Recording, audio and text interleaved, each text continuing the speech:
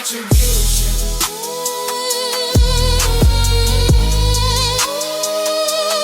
Talking retribution. Warning, explicit language will be used. All thoughts, views, and opinions are for entertainment purposes only. Everything in this is alleged and our opinions only.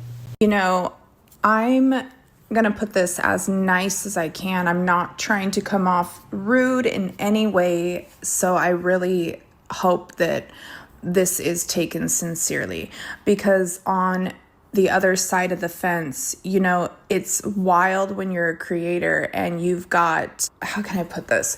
You've got creators who use the documents, who run off nothing but documents. And I understand how in many other cases that is fucking dope. Okay, you're going through the case factually and you're providing a very intelligent outlook for viewers to watch. Now, my only confliction here with this particular case is we can do that all day, all night. You know, we can get these FOIA requests, these body cams. And honestly, if anything, the body cams are what matters. So people like Christie's Chaos, Bronx, and people who have provided Connor, people who have provided the body cam for us is fucking amazing, because if we're going to get anywhere, that's the closest thing to the truth we're probably going to be able to see. And we know that even that has been tainted. So as far as the documents go, now on this case, please understand, I am not talking in any other realm as a creator, but just on this case, I've noticed that there's a lot of larger creators who steady focus on reading docs on their channel. Mad respect to you guys. However, you have started to kind of use that almost as your credibility. You've kind of voiced that recently, especially about people getting FOIA requests being the most valuable, etc., etc. People who sit and go through the docs entirely being the most valuable. And we understand that, how valuable you guys are, and you are in every realm. But to discredit other people and use that in a form as if everything that you guys are saying is the exact truth and your opinion is the only way to get anywhere is a bit wild to us. As we know on this side of the fence, none of these documents matter. A lot of them are false narrative. So to explain where I'm going with this is there's a lot of discredit happening by larger creators who use documents and, you know, their way on their channel as being the only factual resource. Well, we're going to counteract that, because when it comes to other cases, fine. When it comes to this case, we call bullshit. And so that's why a lot of what we've done, we haven't really provided that type of a receipt, because we know we don't need to. We know, as we are local, what is actually going on here. Again, please consider that I am not talking about other cases. I am only talking about the Idaho case. We live 2 hours away, you guys. This is our territory. We have been born and raised here our entire lives, and it is a culture over here that many cannot understand. There's no amount of docs you can read to the public that can make you fathom the reality of what we live here. So, on that note, that's been kind of our issue. When we have tried to express or clear up particular topics within this case, it's been shut down with nothing but ego of, well, that's not what it said, or, you know, this and that type bullshit. And I'm going to put it this way. You're cross country. You guys have never even stepped foot over here.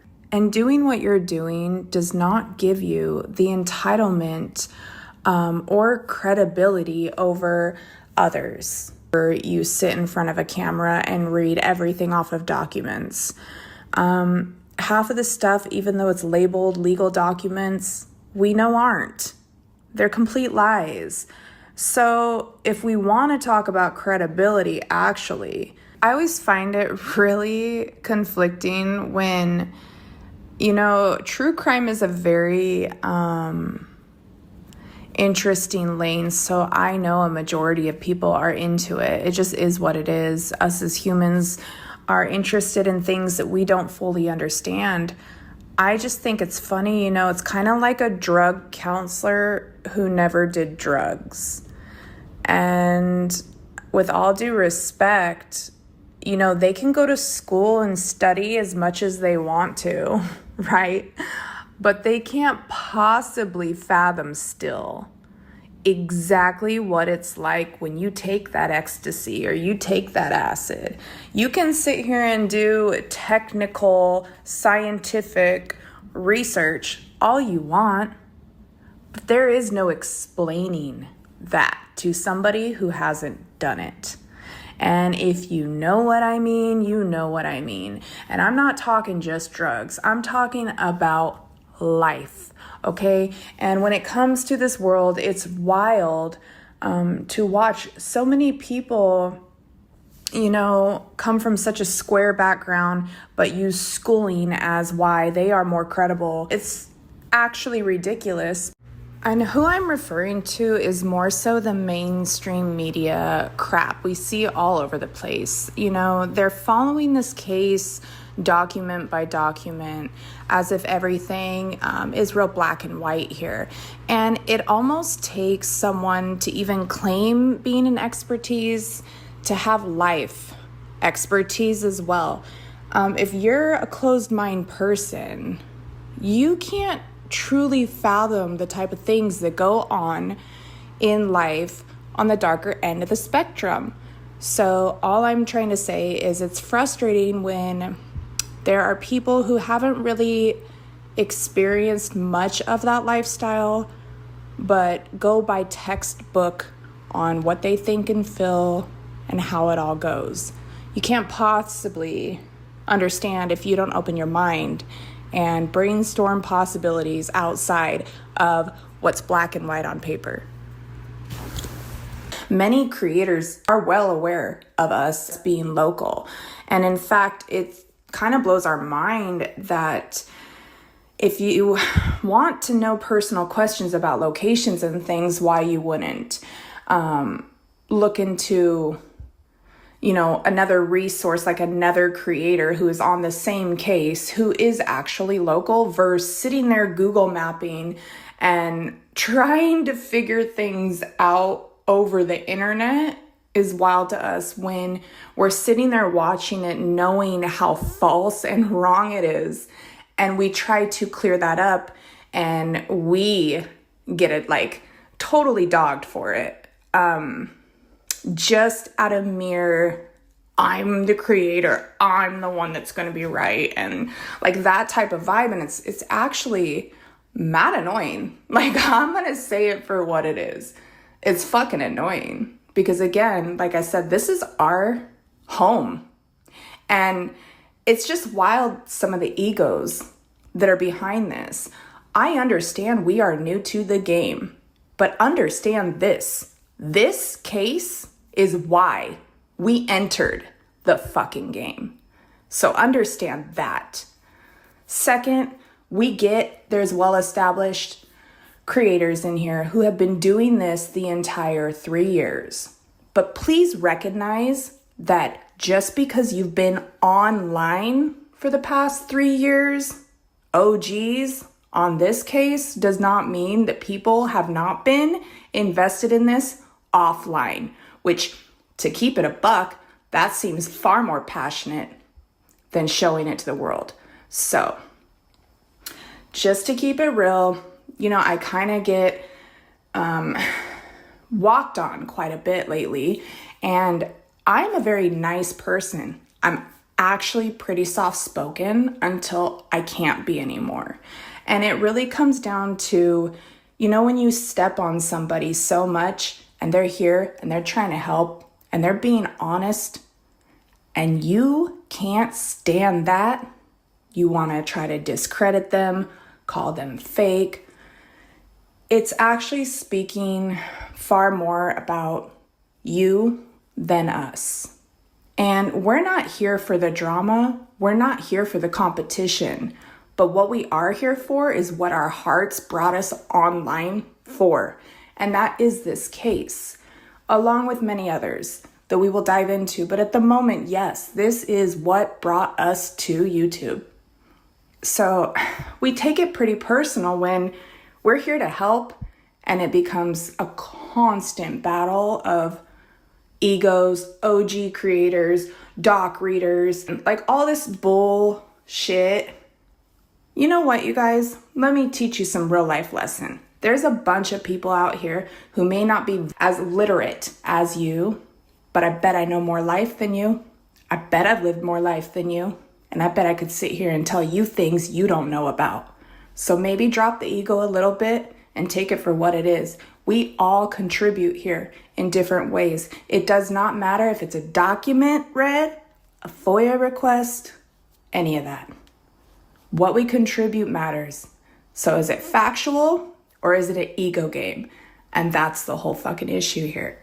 I just want to correct this little part so that people don't run with this, what I'm like trying to explain and turn it into something it's not. I have no issues with creators at all. This is not to stir up drama, talk shit, belittle, any of that. And I'm not talking about the homicides like we know what happened as far as the homicide goes. I'm not referring to that. This is more personal, and I'm talking about the aspects of like locations and back burner things here happening and the culture here that we do know for fact, personal, but have been like dogged and told we're wrong by somebody who's literally across country and never even been here. So that's kind of more what I'm reflecting on here. It's just, it becomes a game of like, I'm going to know more than you. And that's not what we're trying to play. We're just trying to like be correct, you know? So you can't really find facts in things if people are trying to figure out the facts. And then the person that knows that tries to say so. And you're like, no, because you're not the one saying so. It's so childish at this point, and I just, yeah. I'm a very blunt person, so I'm going to address it for what it is. We really don't got to do all that. It's not an ego game or like we're trying to use our location in any way. But understand, our location is what brought us to YouTube. That is why we started doing this, because we do live here. And this is very personal to us. So I'm sorry, but it is what it is. What I'm trying to explain isn't to target any particular creators necessarily. It's not to attack or belittle or any of that. It's just more of a explanation as to where my frustration comes from, because I have had that happen to me though. I have had other creators that are steady doc readers almost come at me in a way as if we are not educated on particular topics. And unfortunately, when you're trying to do that about something that is in the realm of where I actually live and reside my entire freaking life, there's an issue there for me. So it's kind of more so just addressing like the egos of people are so unnecessary here. Nobody's here to be right or more right than the next party. It's not anything to do with the homicides, the case. This just has to do with like my local opinion, and it gets frustrating when it's viewed as competition. I mean, I'm not going to sugarcoat this shit. Let's just say it for what it is. There's a lot of creators that are super competitive. And if the information is not coming from them, or they're running with particular information, and then there's somebody who corrects maybe that it is not fully factual, they take that in such a way when it really isn't a way. Like, everybody's just trying to, find the truth in this. So I don't know. I'm not going to go too much into this because it's really not that big of a deal. Pretty much, I just am sticking up for myself at this point. I've been dogged completely in particular areas that I could stand on business on, and I'm tired of it. So I'm doing that now. There's this little thing that since I became a creator, I've noticed a lot, and it's actually hysterical. Like, the number of times this has happened to me most recently especially is pretty hysterical, and it is very obvious, and that's exactly why they do it. But there is particular people who I support everyone's lives. I stay in them shits, and I am there out of mere support. I do not need to hear anything you guys are reading. I do my own research over here. So, like, genuinely, when I am doing that, it's real ass support. And, like, I don't know. I just, like, don't play this little game, you guys. It's really fucking stupid to me. So, like, I'm kind of pulling back on, I don't want to do that, but, like, I am kind of pulling back on some support for certain people that I've rode for from the beginning. Because, when they don't give that same energy back and they just want to be the see me person, that's exactly what it is. So it kind of defeats the energy I'm there to give. So I don't fuck around like that. And I'm just going to keep it pushing. So it's unfortunate, there's a lot of weird jealousy that circles in this community. And I don't know, like, a lot of people are very see me. And I think that's their actual purpose in this YouTube game. Not helping others, or they would. If that makes sense. That's just my piece. Again, I'm not here to start no shit. This is me sitting back, taking this shit. And I'm a nice soul. But, you push somebody a lot. You don't give back that same energy after a while. It just gets fucking old. And to run off that, we're all too old for this game, right? It's not high school. So, yeah. So now that I got that out, I vented out my frustration on that particular area, let's dive into what we're really here for. And that is to discuss some topics around the case and just our local opinion as far as law enforcement goes. So we're just going to dive right into our thoughts with you guys. This might kind of bounce around a little bit, but we have some points we kind of want to make here just about our local opinions and outlooks. As many of you guys know, we live in West Richland, Washington. So for us, this entire case is very personal. And we just felt, as much as we sit back and listen to a lot of people talk from a distance, we're starting to get a little bit, I'll put it lightly, it's time for us to voice opinions from an actual local aspect. Often that gets overglossed. Everyone's opinions matter completely. We have to work together, and we respect every creator out here who puts forth towards this case. On the flip side, there has been times that, we've tried to stand up and voice things that we know to be false and get smacked with a lot of ego from people who have never stepped foot over here. So it's just time for us to stop being quiet and put forth what we can from our end. But we are born and raised in Washington. We are 2 hours away from Moscow. We literally live in the middle of this.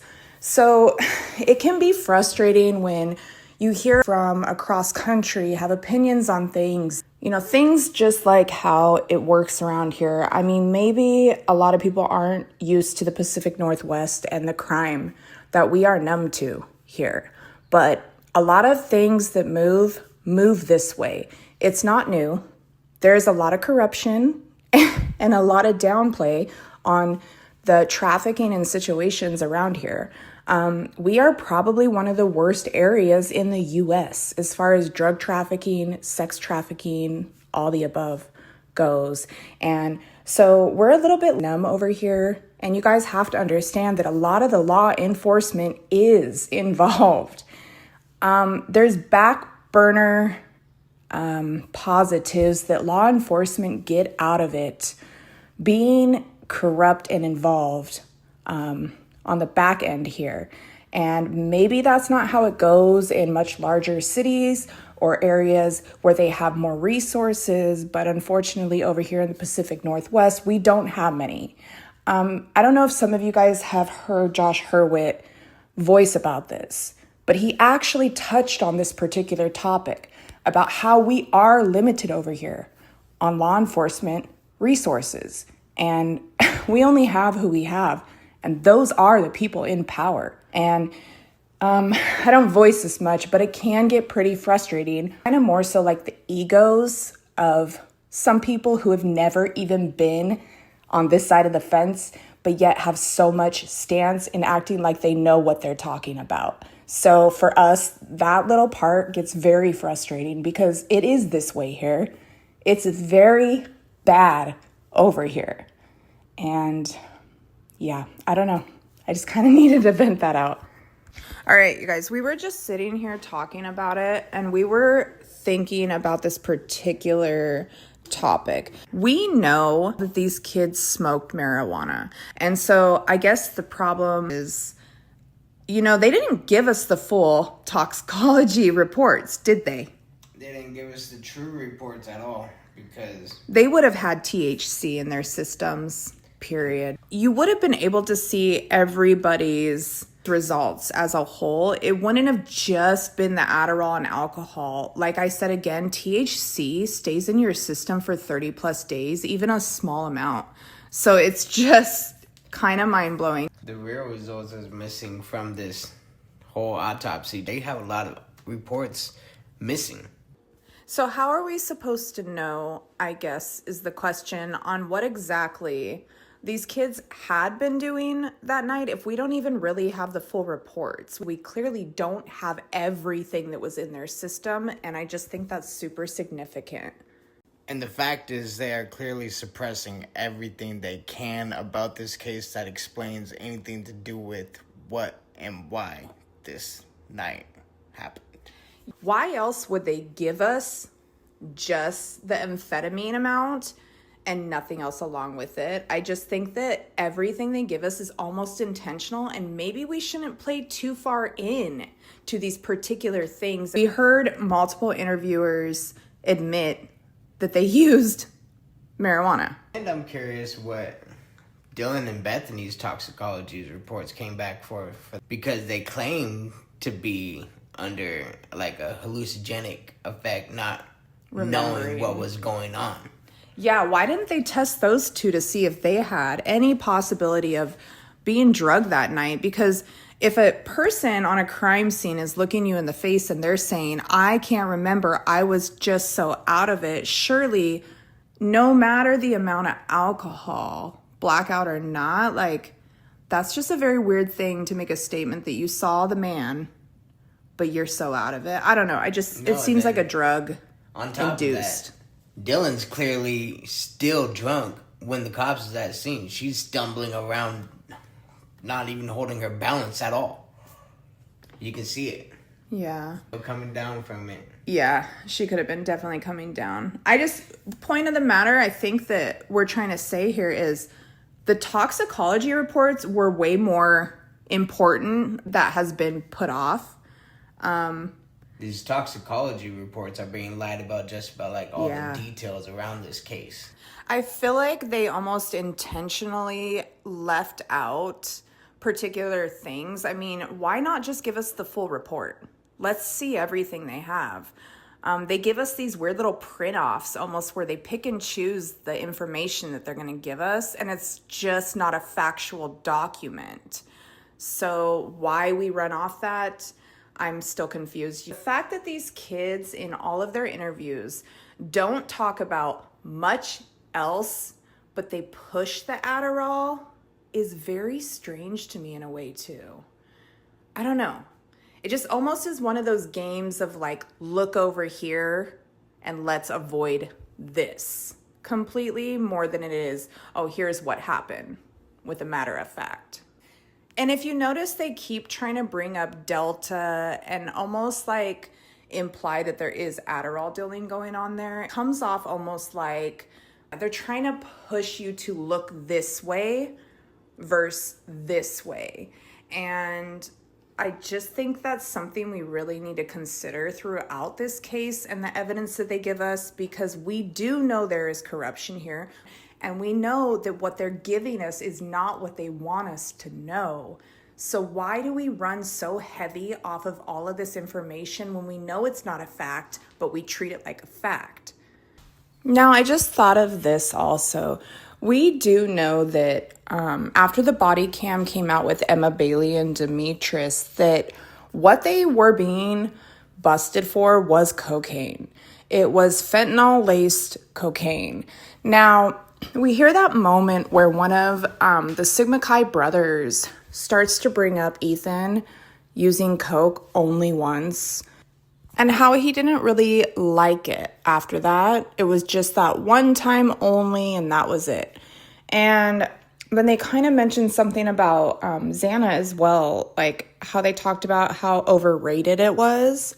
And it makes me kind of wonder if that's super intentional here. Because if we think that they weren't using cocaine, that there's less of a chance that the cocaine would have caused an overdose, leading possibly back yet again to Emma and Demetris.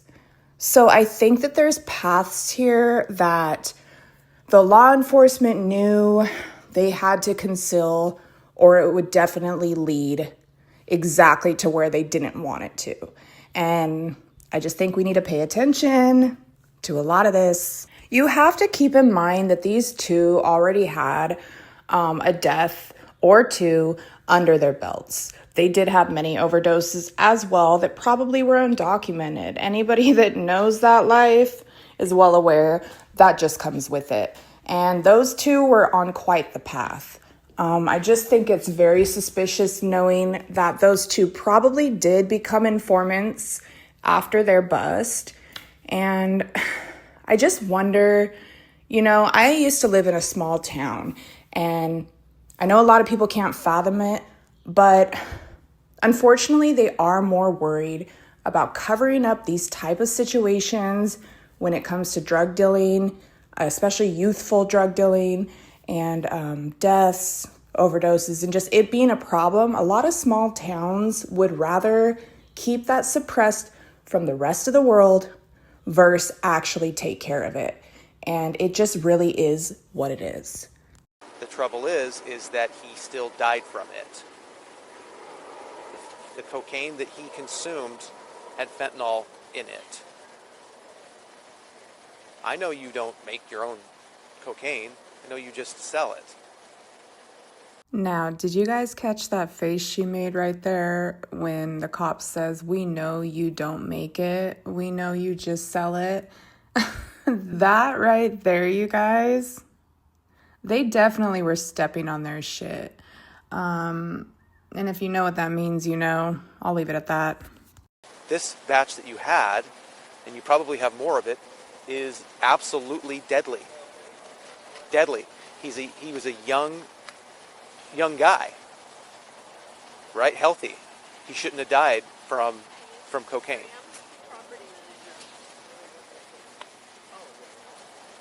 That's why we're here. Stuff for a filler if you're making pills. Why not? Right?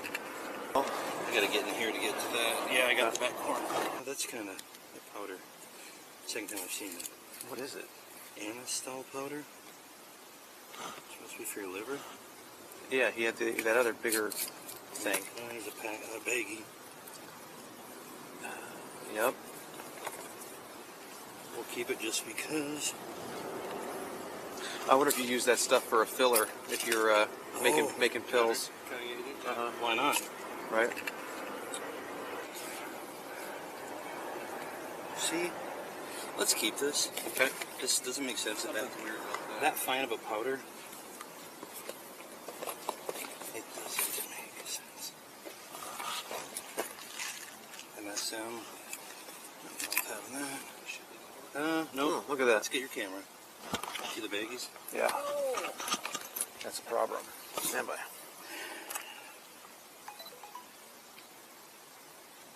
Wake up. There you go. Got it. You good? Yep. There's those empty capsules.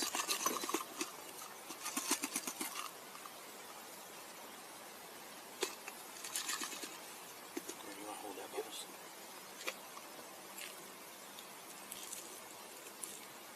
You heard that crunch too, like somebody walking? Yeah.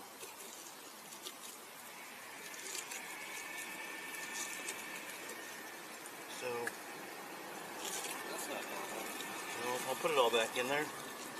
We'll see what these pills have to do. It might be full of fucking. Well, so, yeah. And there's still some more bags and capsules in here. So it makes no sense. We'll put all this in one Evans bag. Let's do it now. Yep. Hold on, this says actual size. I mean, these are open. You could have refilled them. Yeah, that is open, isn't it? Yeah. And I don't have any loose powder in there. Yes. There is. I just don't know. So I wonder if that is what they use to cut inside that jar. Mm-hmm. There could be a shitload of those in the house too.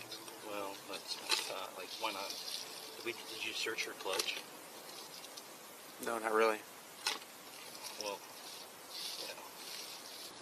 That's definitely something. I mean, No. I think you're right though. I think that's the kind of It is. I guarantee you. Yep. We talked to our crime lab. They've been finding. All right, so there's that. Let's go back in over here.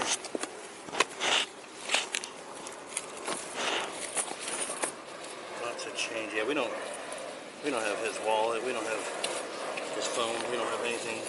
We're gonna unzip that we need. unzip the bottom of the bag here, cause just for shiggles. Yep.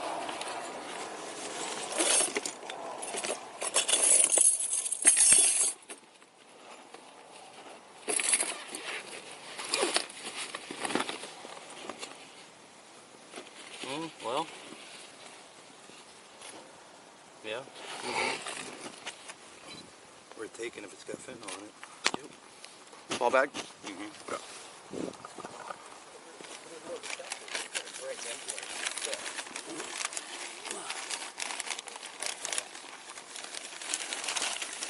All that money came out of her purse. There's that. Okay, we're good.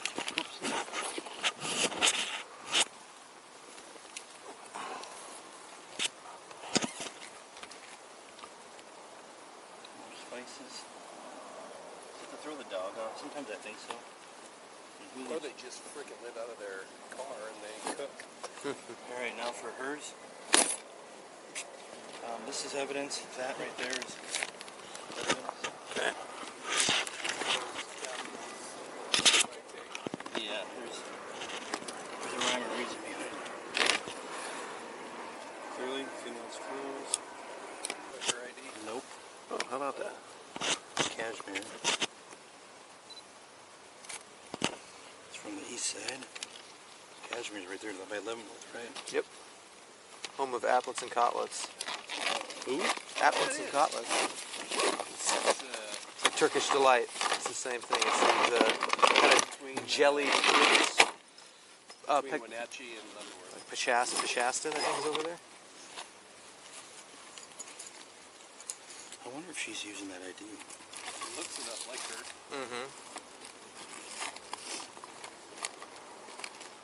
100% makeup, eyelash. Me and Jordan were talking about the whole Fed thing. It's like a lot of people can't fathom, when they hear the word feds, they assume that's like an entire group of feds. Now, please understand that the way it works around here is we do get help from other resources because we don't have many. So, to be honest, Who else would we have besides federal help? So when they send 1 or 2 in to help, that does not mean that the entirety of the feds and the visual that a lot of people get from that is what's happening. So I think that that is played to like the highest level, and people just can't understand that here. That's very normal. That is why when you guys question why so many are here, that is why. Remember, we are very limited on resources over here, and that's all it is. It's not as deep as a lot of people want to take it every time. I kind of want to explain to people, I grew up with a very heavy, very depthful past in this realm. Like I said, we've lived here our whole lives. So when we talk about crime and numbness to it, I mean that in every form.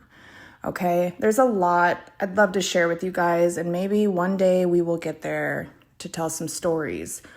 But as far as these topics, I do know very well, okay? Take it for what you want. Hate me for it if you want, but it's fucking fact. I have lived it. So I'm going to explain something and try to break it down the best I can. When you have a situation like Demetrius and Emma Bailey, and you have a chance as law enforcement to snag a couple that has extensions that you want, you're going to put more focus onto that couple to get what you want out of it versus solving a homicide. And that is just the sad truth. A lot of these cops treat things almost like a gang. You know, it's tit for tat, and it becomes like a fun thing to them. Talk about your car now. I want to speak with him openly. Is he your lawyer? No, but he is the person that... Why are you looking at me? Look at your pupils. Are you serious? I'm not high on anything right now. Just like, Are you being 100% serious right now? well, why'd the dog alert on your car? Can you tell Because me that? I'm high? No. So, I don't understand what you're saying right now. What part? Because I'm high? What part? I'm not high at all. Not? No, sir, I'm not. Just alcohol? Yes, sir.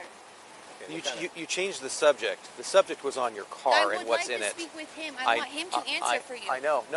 I think for a majority of people, they don't really ever interact with police too much, at least on this side of the fence. And the best way I can explain it for people unaware is you haven't ever dealt with...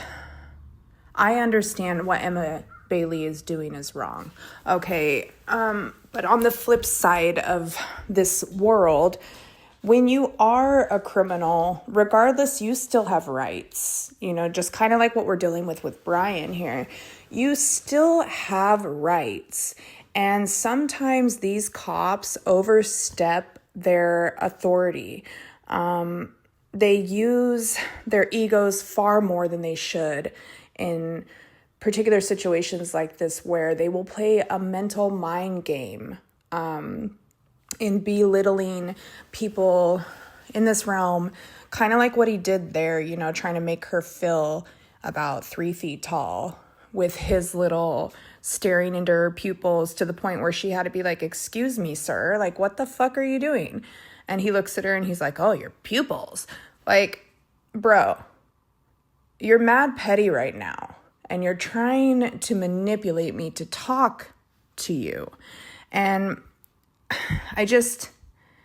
maybe I'm not explaining it as detailed, and that's not such a great example, but a lot of people just can't fathom how corrupt police get when they are in positions of power. And I'm not saying what Demetrius and Emma did don't deserve repercussions, but there is still laws. And a lot of the time, police override their actual position to get what they want out of people. And they're fucking foul. Just for lack of a better word. They're damn foul about it. And it's wrong. To backpack off this, here in this particular situation, what I got out of the body cam was I do see moments of these cops taunting these two and almost like putting them up against each other in a way. They're very slick at trying to get information and trying to get them to talk, even though Emma stated she wants a lawyer. That didn't really matter. They did still attempt to get her to talk. So I think here what happens in these situations in the bigger picture I'm trying to get into is police work every single case how they want to, not by how the law tells us to or tells them to. And,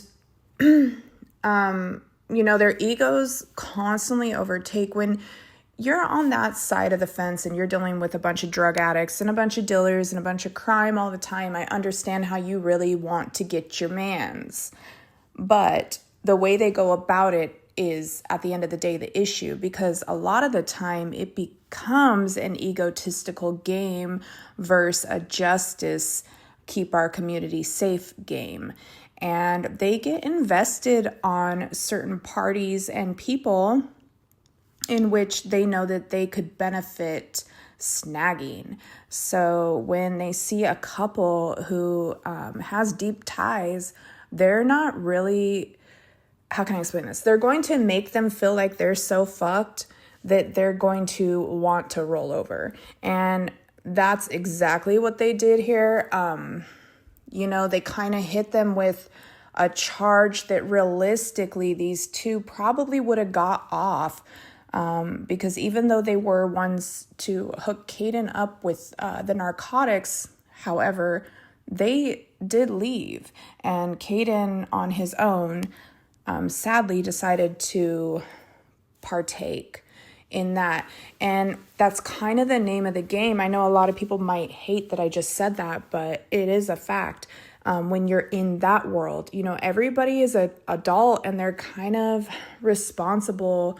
When you're out here, especially today, in drugs today, there is hardly anything clean anymore. Most of the stuff you buy on the streets now are tainted. And so when you're going to be diving in deep like that and participating, you're on your own at the end of the day. I mean, as sad as it is, it is exactly that. It is what it is. So these cops see these people and they know that that's the reality of it, but they try to threaten them in a form that will make them want to fold. And I can see the antics here in them trying to do that a little bit with Dee and Emma here. And, it does bother me a little bit, to keep it real.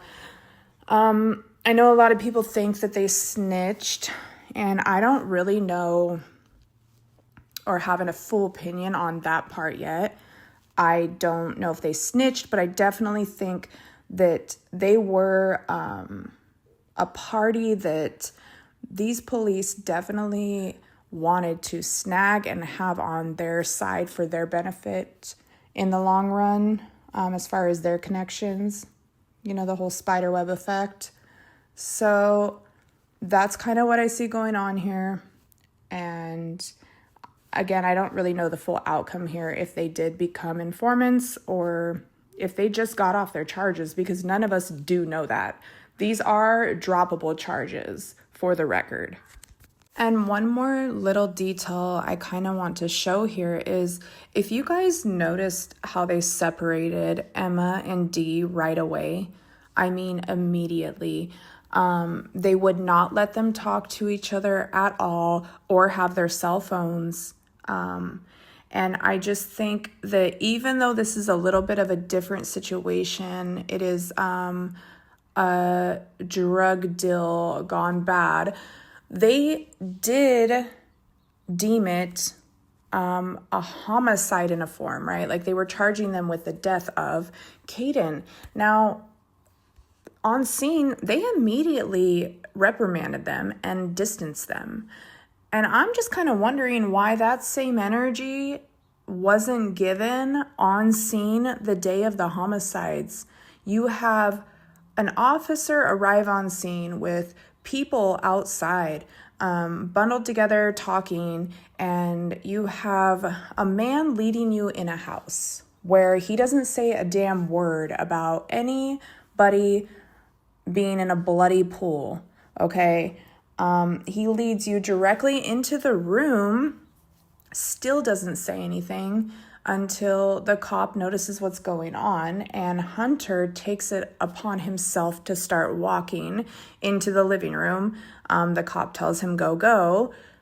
But the whole time, Hunter has a fucking knife on him. Now, regardless what he claims that was for, any officer at that moment would have told him to stop right there and hit the ground. They would have then went up and patted him down to make sure he did not have anything else on him. Okay, they would have cuffed him over Jack Decor. I know they didn't cuff Jack, but you know what I mean. They would have cuffed him and put him in the back of a car. Hunter would have been the immediate suspect, okay? And then along with the kids out there just standing in a group the way they were, that just is not likely.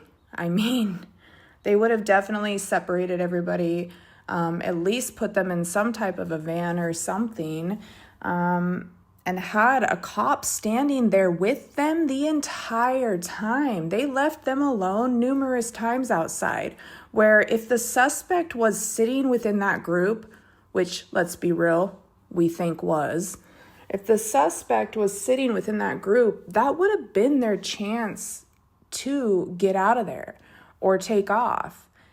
And I can't fathom why that energy was given to Emma and Dee, but not on a quad hom scene. And yet, that's kind of my point, right? That's what I'm trying to explain. These cops do this shit on purpose. It is all about what they want the outcome to be or where their focus is. And unfortunately, the deaths of children, that's already done and gone. But current, active, and well alive suspects involved in a deeper crime, ring, or something to that effect is definitely more valuable to them in current time than something that's already passed and gone, if you guys can understand what I'm getting at. I do definitely think that these were droppable charges. I mean, the whole case was dead as soon as the cops proceeded to harass her after she's asking for a lawyer. Yeah, she did ask for a lawyer about 3 different times throughout this body cam, and right there, they're already overriding her rights. They're abusing their authority. Completely. It was like the deaths still weren't what mattered to the cops, if that makes sense. It was the product and the bigger supplier. So they weren't going to get Emma and Dee for deaths. They didn't really care like that. They needed them where they needed them to get the bigger party. They needed them to get to the plug. Exactly. Like, see who was the key players in this. Yeah, and so they weren't trying to bust them for the deaths, really. You know what I mean? Because remember, this is after. Caden's death was after the 4 homicides. So if they thought that they had any form of involvement with an overdose or anything weird like that, they didn't care. You know what I mean? About the death part, they wanted the bigger resource. So they let that kind of watch them this whole time until Caden happened, and then... Until they're like, these are guys. They got the product. Yeah. But who are they getting the product from? Who's bringing it into town from them? Yeah, exactly. The police department, their egos and all of this is treated literally like a video game. You know what I mean? It's what's fun to them and what they want, who they want. And then other things that aren't going to matter so much personally, they don't put as much effort in. It's not about just the average American, the student. They're after the big fish in the pond. Exactly. And so smaller things like deaths, just they know that they're already done and past. And to say that nicely, they're gone and not present. So how do you say that? It's horrible to say, but it's almost a back burner thought to the big catch. The deaths, yeah. Like they just they're like, well, that sucks, but this is why we need to get this person. And so that becomes their focus more than charging people with homicides, is what I'm trying to say. Like they would rather get you and your product off the street than throw you away in prison for a homicide and have no chance in you working with them to get the bigger person. Exactly. Then they'd have the product still out there, and they'd have to find the new person out there distributing it. When they already know who's distributing the current product, they can just get them to weasel out. Exactly. I want people to keep in mind that when we're explaining this, we are not implying that Emma and Dee are the ones responsible for the Idaho 4 homicides. What we are saying is we're talking about law enforcement in the area and how they do move and how we can see there being an underlying situation that would make this university want to cover these homicides.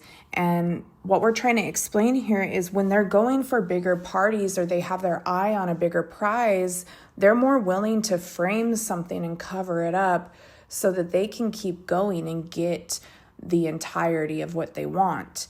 Now, we have mixed emotions here. I think this is a battle between the two.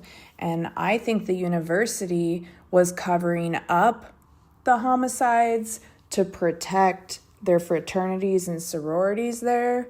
Whether that be because they're dealing drugs or they were actually involved in the premeditated and killing of these 4 students.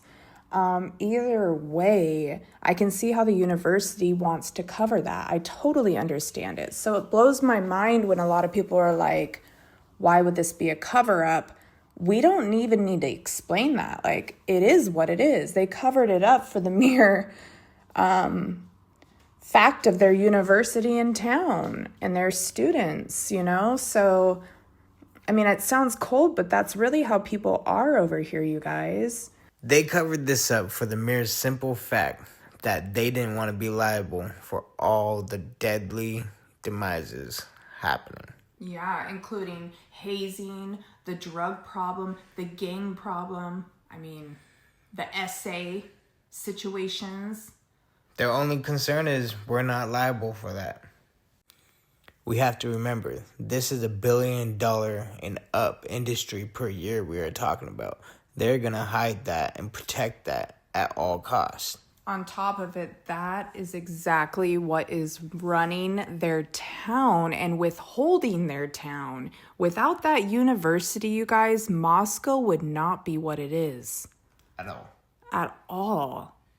On the other side of the fence, if this was just dealings and stuff, understand how numb the community is here to drugs and these type of things happening. You know, they don't care as much to, I don't know, like overdoses and things like that. Sadly, you know, people just don't really care as much. It's so common over here. Let's say it was a situation where these 4 did participate on taking some drugs that were bad, and they all 4 died from it or like passed away. And then Dylan and Bethany came home to the scenario and they knew because of Greek life and all of that, they couldn't call 911. So they had to call the plug. And because there's been so many overdoses happening, they knew that they couldn't like call the cops for that. And the plug came over and freaked out and made it look like it was a stabbing. A murder had happened, not an overdose took place. Because he can cover his ass up for 1 overdose in a house. But 4 people dying over an overdose, that's inexplainable. You're going down. Oh yeah, you're going to prison over that. I mean, that's a big fucking deal. So, I mean, that could be a scenario and it would explain the confusion why these kids acted how they did, why Dylan was so traumatized, because she was, and why it took so long. They had to clean the house of paraphernalia. Maybe that one line they forgot or didn't see. Or maybe because it was bad shit, they didn't want to touch it. Mm-hmm. They didn't want to clean it up. They just left it there. That's nuts. To keep it real with you guys, this is how it's not incompetent. That's not the right word, but just kind of like how jump to it the cops are. They could have walked in and not have known what exactly happened, but saw the blue powder and just assumed right off the get-go it had something to do with that. And they acted accordingly from that moment on. People don't understand that out here it's a thug hustle culture where people are very selfish. They don't care about anything but themselves and what benefits them and what's protecting them. Even down to the cops, which is why they have no problem with committing misconduct on every aspect of their job. They don't really care, which is the criminals know to use into their benefit to hire a lawyer and get off because their cop don't know how to do their fucking job. So out here, we have a really bad fentanyl issue. And so as far as like the cops seeing the blue powder and jumping the gun on assuming, the reason we're bringing that up is because it's such a common thing around here. People literally are carrying Narcan as a regular backup, just for friends, family members. People do the drug knowing there's possibility they can die. They carry the backup in their pocket just in case it happens. They're chasing it. Yeah, it's just really deep over here. So to these police officers, when they go on a scene and they see something like blue powder, automatically they're like, oh, this has to do with fentanyl or blues. You know, we have a lot of corrupt police. We have university towns, small rural areas where we both benefit from the crime happening, and also we don't want to live in it and we don't want it happening. We want our communities to be safe. When it comes to like financial stability, though, a lot of these communities thrive off of this type of crime. And I mean, I can't really break that down to you guys as a whole. That's just something that you'd have to understand by living here. And I can see how this could be so confusing to people on the outside because they want it to be very black and white. And it's not. You know, it could be a mix of all of the above. It's a mix of the town's ego, the police department's ego, them being dirty, them handling situations and those kids with ego, and they've got their eyes on certain, you know, fuckheads that they hate and they want to take down, and then the other ones don't bother them so much, so they leave them alone, and drugs are taken lightly and rapes are taken lightly, and you know, then you got the mix of these kids that come from good families, and then they're also in these sororities and fraternities where they're doing all kinds of crazy things, but that's also just that life. I mean, it's Greek life. It's what they do. And so you do have like a numbness and acceptance for people in these college towns that kind of just like mind their own and know that that's just kind of what it is.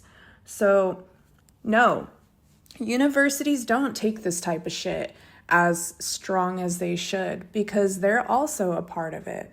And trying to explain this to the world is so crazy because it's a big mix of all of it, you guys. You know, these homicides could have been framed for a multitude of reasons. One, they wanted to get a bigger bust of people, okay? That this homicide, if they busted the suspect for, they wouldn't have as good of a chance of that happening, okay? So they had to frame it on someone else to get there. Second idea is that it's simply that. It's a fraternity and sorority full of people with entitlement and higher connections in family resources like that, where they are protected. And so they framed it. I mean, it doesn't need to be deeper than that. And then it could be a mere mix of this situation. You've got the feds over here that are trying to cut back on this fentanyl crisis we're having. And they do want to put a stop to this shit, but they've got a bunch of corrupt police departments that are tied in on this shit as far as dealings and underlining things. And when they're running drugs through the university, they've got their frats involved. Like, it's such a larger picture than many can understand, and everybody wants it to be really black and white with a single answer, and there isn't one, and that's why this case keeps going. People have to understand that the framing isn't what matters here. Why they framed it isn't really going to matter so much, because I think, in my opinion, it's numerous things and reasons why they did frame it. The problem is, if an innocent man is sitting in jail who doesn't need to be there, that's where the focus is.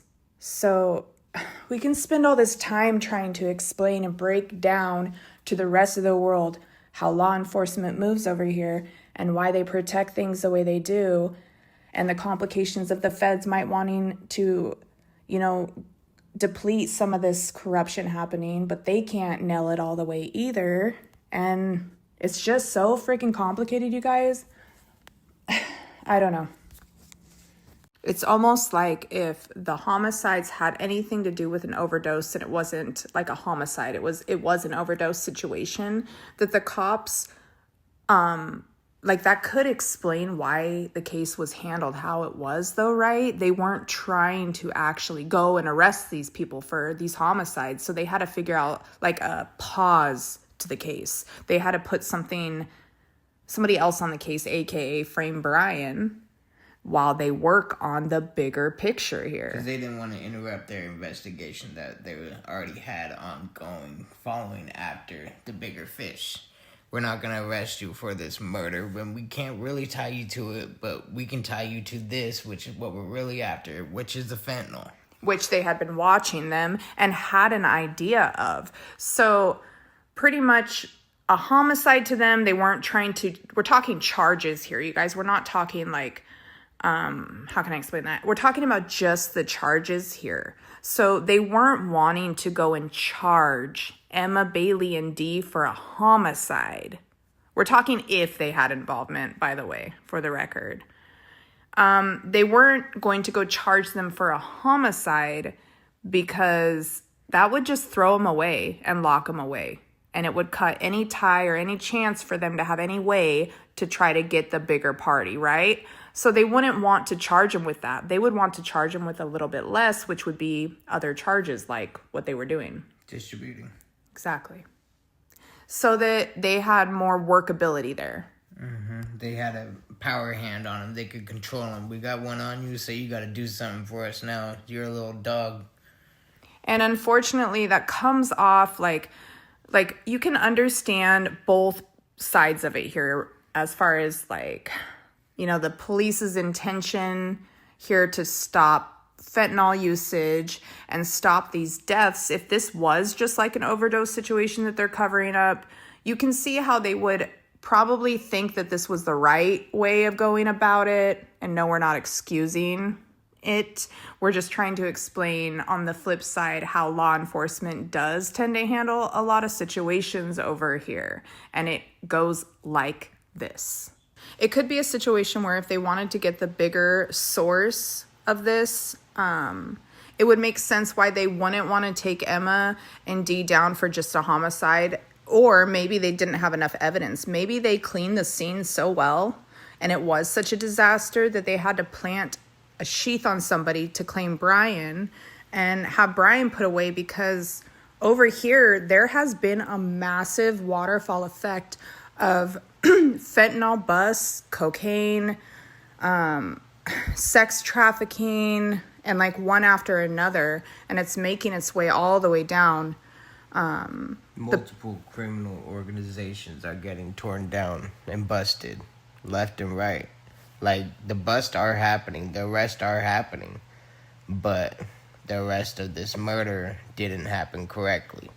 Now, everything we're talking about here might not even have to do with what happened that night with the homicides, but it definitely has to do with the environment there in Moscow. As far as the dealing, we know that those frats were definitely dealing drugs, allegedly. Everything we're trying to explain here, keep in mind that we're not talking about why the homicides happened or anything like that. What we're trying to explain is the culture here and all of the situations around this and why the university would want to cover this up. You know, in the long run, if their fraternities are dealing these type of drugs and a few of those cops are involved in dealing those type of drugs of any way, that's where like they would be willing to keep this under wraps and where a framing would come in, you know, because let's put it this way. If you bust one of those students and they decide to roll over on a dirty cop they've been dealing with, imagine what would happen there. Because we have to keep in mind the fishy situation that happened with Hudson and how he's drowned supposedly. But that's more than likely a cover-up with some shady fucking activities with the frat and hazing and all that bullshit that they have going on consistently. Because the cops come onto the scene and they see it's another overdose, and they're covering the fact that they have a drug situation here in town. Because these are kids and prominent families send their kids to these universities, and they have to keep this going. So they're covering up the fact that they have these drug problems.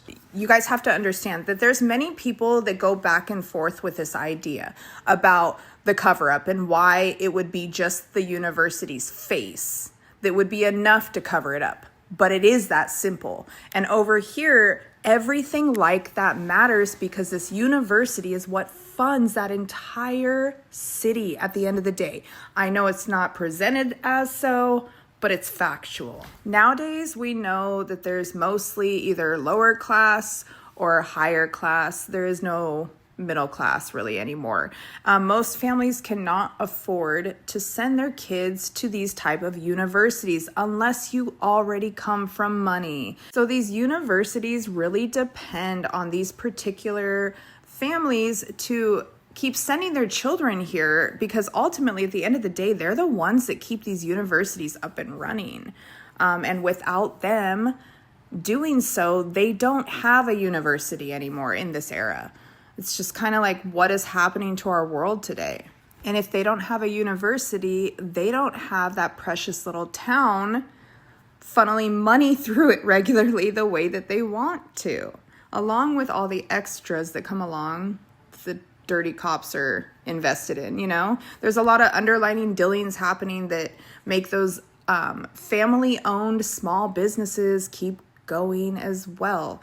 So they really depend on both crime and these families. And it's like a weird mix where they have to keep the crime issue a secret and, you know, suppressed for the public, but yet they do still want it kind of occurring because they're also benefiting off of that as well. So when something like this gets brought to light, they're going to be willing to cover it up.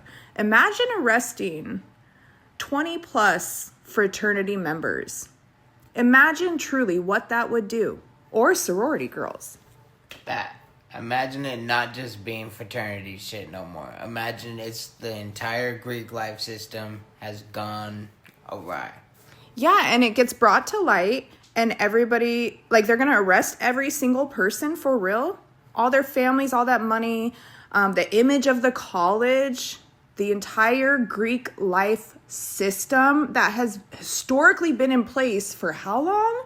Like, come on, you guys. It's just not realistic. The tradition of college, period, in that town would be shut down. Completely, meaning that town would be shut down. These are rural areas, you guys. And it's just kind of something that, like, it gets frustrating explaining to people when they can't fathom the possibility of a cover-up needing such a simple reason. Like, you guys want some depth as if why this would be possible, but it's the most basic level of obvious ever.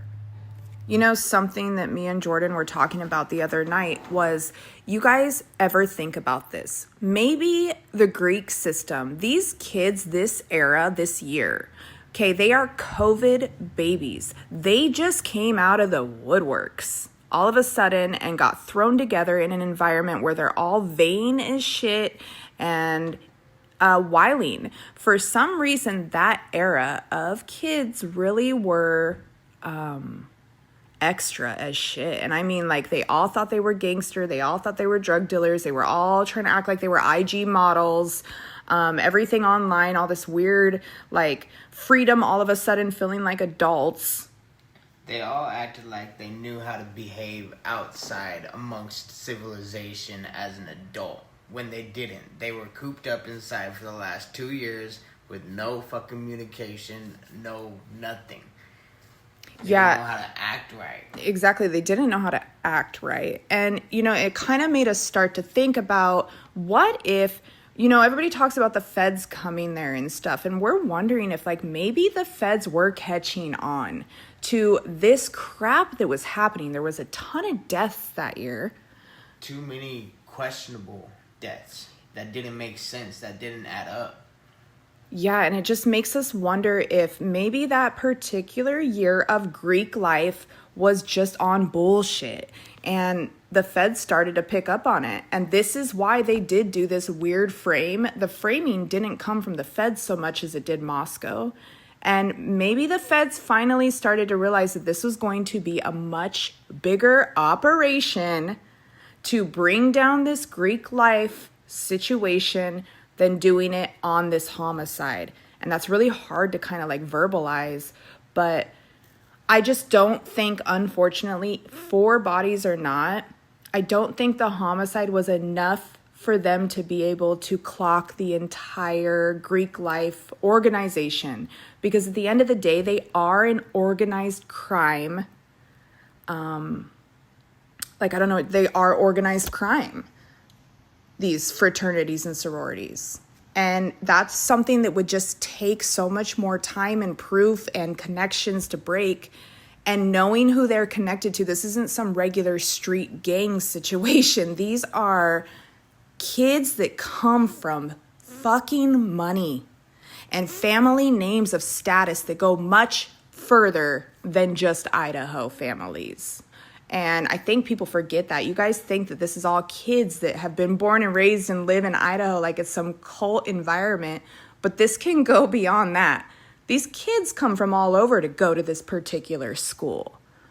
So, I don't know, it's just something to think about here, that maybe that particular year did become focus of concern, and they're just trying to figure out how to actually execute this.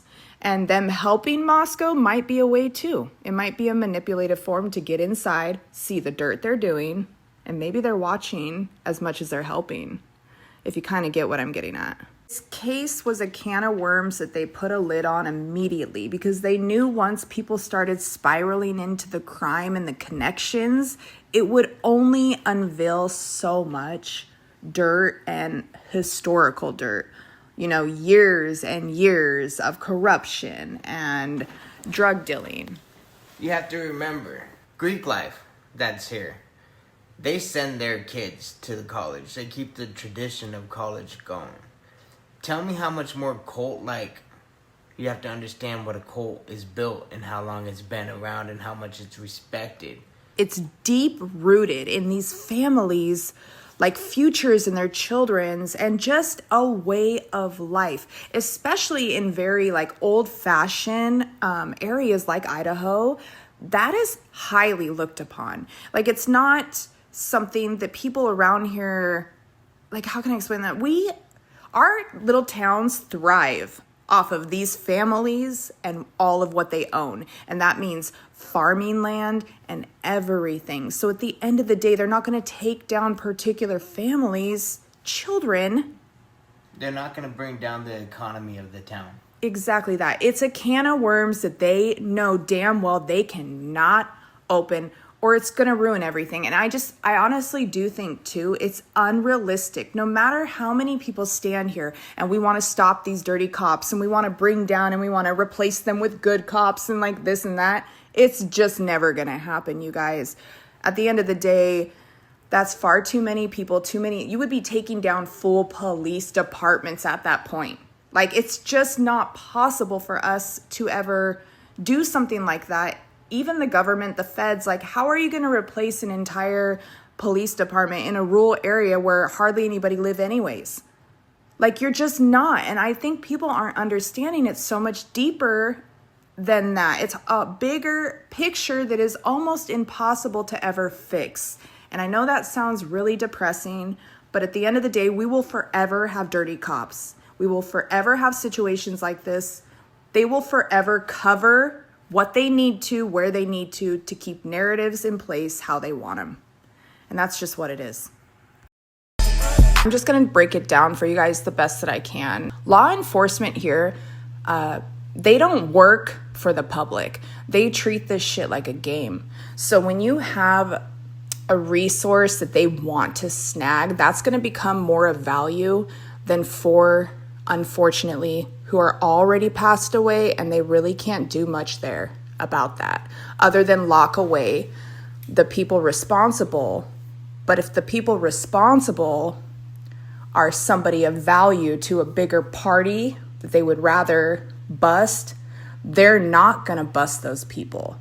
They are going to frame it or push it, down another path to try to distract from who it actually is, because those people just became of value to them.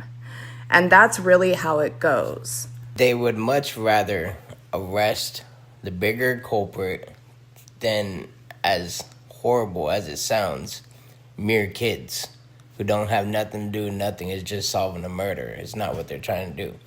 They would much rather preferably bust down a whole criminal organization, in which these kids are obviously working for. I mean, Emma, Bailey, and Demetrius, those two are an issue. These motherfuckers talking about somebody died, bro, and somebody died. They're tripping, bro.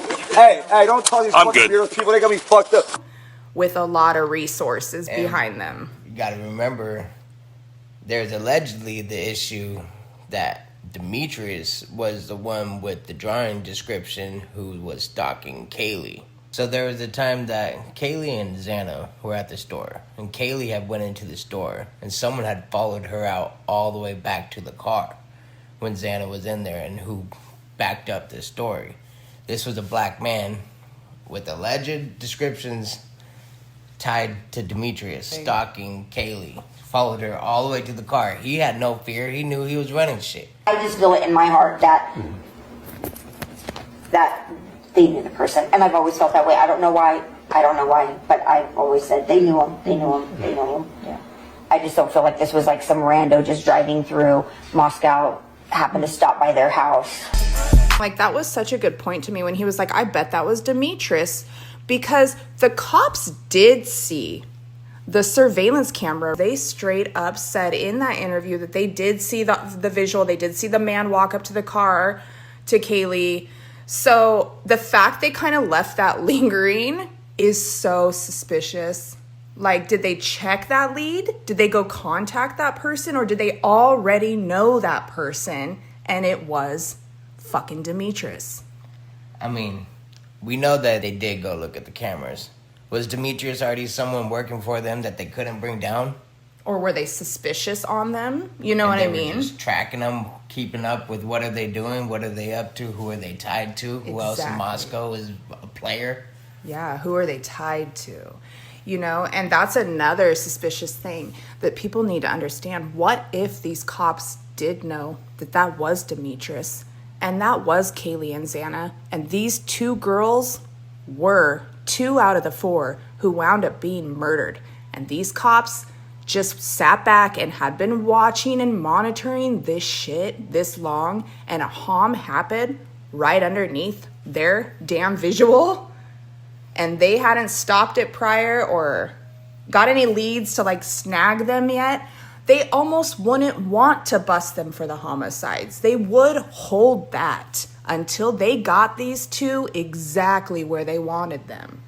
And I think where they wanted them was not in jail, but working for them so that they can go get who they're working for. And we know that Seattle, there's been an aftermath of shit here, you guys. Since these homicides, it's been spiraling here with bust after bust after bust. And we know that Fry came here and had that $2 million bust.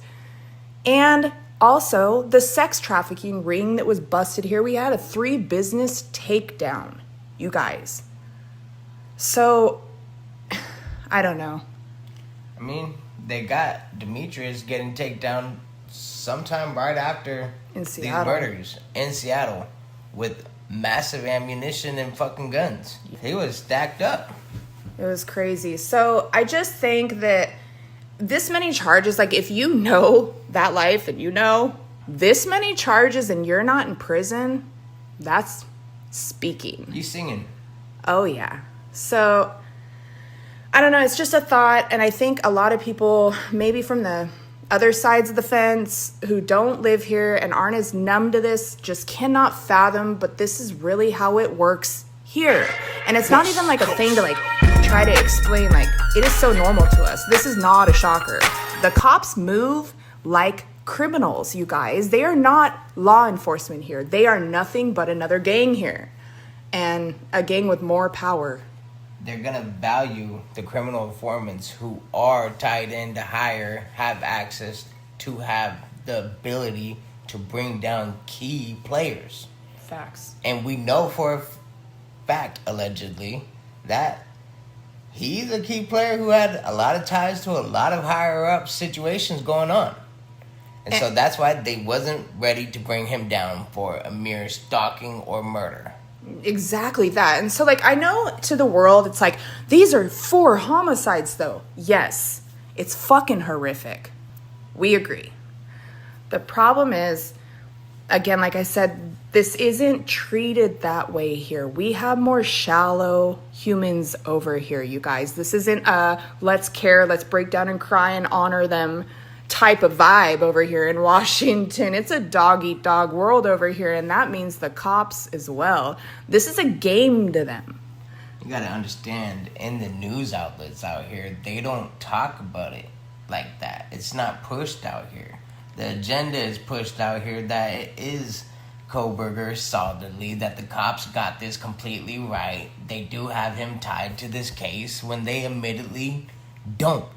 Yeah, and like Jordan just said, I've been trying to explain that to the public for some time now. It is silent over here, you guys. Talk about this far more than the ones that are living in the middle of it. And I guess that's kind of why, like, we're a little bit blown away at times when we hear people from the East Coast sitting over here trying to analyze something that they're then on the other side being like, I don't understand it, though. Is that real? Could it be that way? Well, you know what? We fucking live right here, and we're telling you guys. This is life in the wild, wild west. It's that way. No, we should never accept something as tragic as this, but accepting the corruption is where we get to help to fix the actual problem. You have to realize there's an ugly truth with the law here, especially in this portion of the country. Over here, they run them up. They do what they want. You hear the word feds, and you take that visual as like it's a federal operation. No. Here we use them as resources. We are very limited in law enforcement resources. Our only backup is to go federal, to get federal help sometimes. So when they send 1 or 2 feds to come help, that does not mean that is entire federal operation. It's not the whole department helping. They got 1 or 2 people who aren't busy being like, here, we got some extra manpower for you over here. And to be honest, if you guys want to get real down and dirty with the corruption, that is also what they do. They can't get something out of somebody. Let's scare them. Let's bring a Fed in here. Let's see if that Fed will get them to talk. No, and if I'm recalling correctly, is when the Fed started interviewing was when people switched their story. Like, Dylan talked to the feds, and that's when her story came out as it was a bushy eyebrow. It was like all the change-ups. The stories changed so when the feds came into play. You got a point there, babe, because once the feds came into play and then the story starts to change, that's what we're kind of trying to explain to you guys. Did they figure out the real source and that became way more valuable to them than letting that be the people responsible for homicides to throw away in prison and fuck up an entire larger picture here? They want it. They send people for premeditated homicide for 1 year here. Pedophiles get let out. It is horrific, you guys. It is what it is. They do what they want for what they want. And if they see a fun bus coming ahead, a large public bus that's going to get their law enforcement to look like some heroes, they're going to do that over just getting a couple kids and throw them away for some homs? Why not get a serial killer and the bust? And damn, we look like nothing but a bunch of fucking heroes around here. We look like we found a rampant, rageful man. On top of that, now we're bringing down the criminal organizations out here and there. Yep, they got it all in the bag, right? So it's just something to think about. Like I said, it's kind of frustrating for us. We're pretty quiet. We don't really post much. We don't sit on there and run our gums a lot online.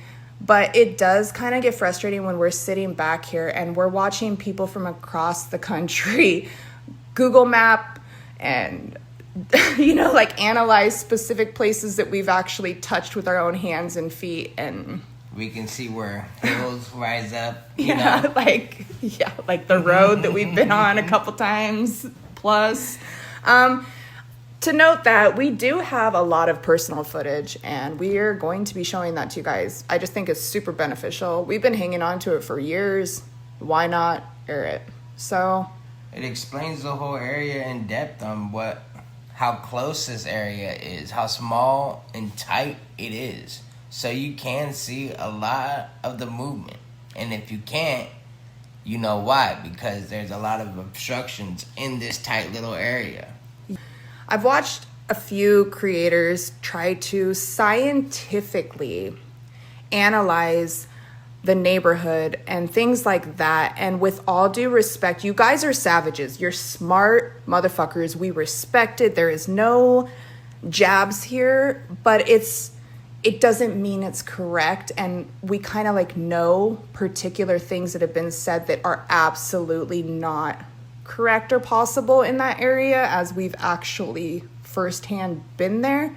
And trying to voice that, you know, it's not about like who's right or who's wrong here. It's more about the truth, accuracy. Yeah. So like if we do know something to be false and we try to like put our 2 cents in on that and it gets trashed, it's kind of like, whoa, like what are we even doing here, you guys? Are we trying to figure out what happened here, or are we trying to create what happened here? Like I said, we live here, so we've seen the landscapes.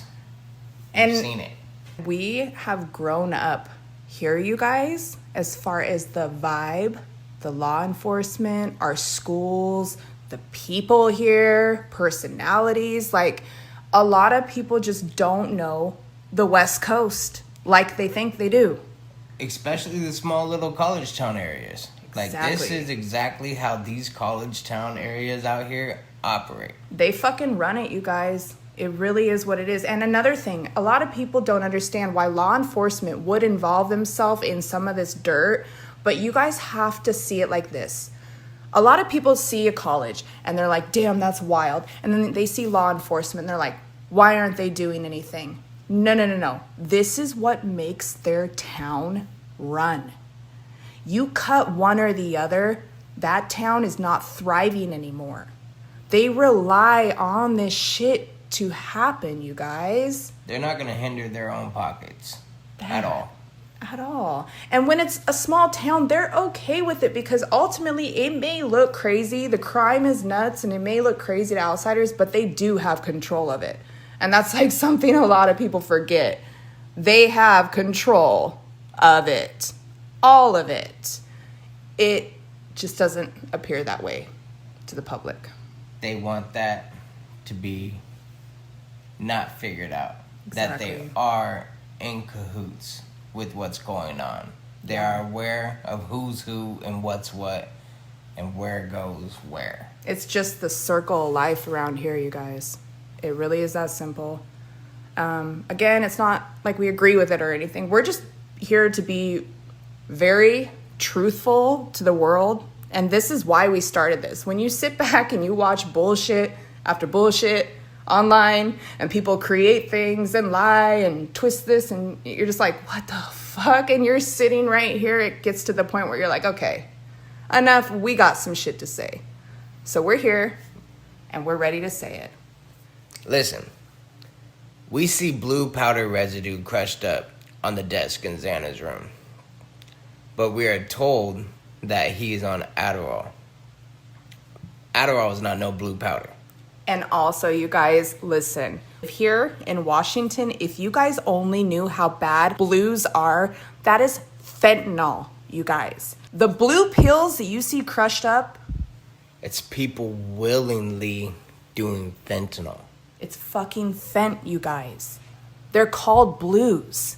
That is what we go by here. Blues. It's an epidemic out here. There is Huge. people dropping like flies out here because they're choosing to do fentanyl.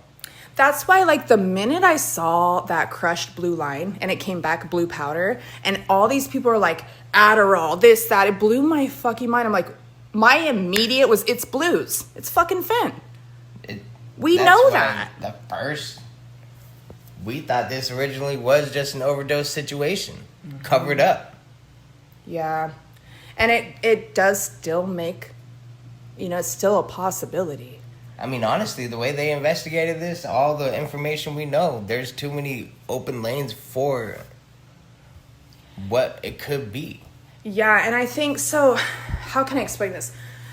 As the world on an outside sees these kids say verbatim what they're saying, right? And like, you guys take that literally like, oh, well, they said it was Adderall, so it's Adderall. They said it was this. Now listen, it is fucking Washington, Idaho, Oregon, California. We be up in the shits over here, okay? And blues are heavy. You guys, that is the go-to drug of choice in the Pacific Northwest currently. Okay, so when the world's over here analyzing Adderall because the kids say that's what it is, doesn't mean that's what the fuck it is. They're not gonna say it's fent. They're not gonna say that it's blues going around their college, you guys, when that is one of the biggest situations we are dealing with currently over here. How blue started off is crazy because they started off as being mixed up with Oxycontin pills, Yep. not being able to distinguish the difference. Not being able to distinguish the difference of Yeah, they your were oxy slipping. pills Well- and fentanyl pills. So like that's how they got this whole area out here hooked on it because hella people were doing pills, so they was mixing it in with it. What started happening was fentanyl's cheap, you guys. So a lot of people, when we had a really bad opiate problem here and people were highly addicted to Oxycontin, perks, anything they could get their hands on that were pain prescription meds. I mean, we were having people were doctor shopping here, you guys. We had doctors writing scripts, okay? Like, it's a huge thing over here. What happened was people started getting so highly addicted to opiates that they switched to heroin. And heroin became a huge problem over here. So people started taking, because they couldn't resource enough Oxycontin fast enough for all of these addicts, they started buying fentanyl and they started making fake pills. And they swapped out the real shit for the fentanyl. And because it was cheaper and it got you higher, a lot of people over here got deep into it. And it's just a very common thing. It came and swooped in across the whole community out here. Kids were dropping. Older people were dropping. Babies, just by touching it, being left in stalls at the fucking bathroom at gas stations, like motel rooms. You want to talk about a pandemic? The pandemic going on out here is the fentanyl crisis situation currently going on.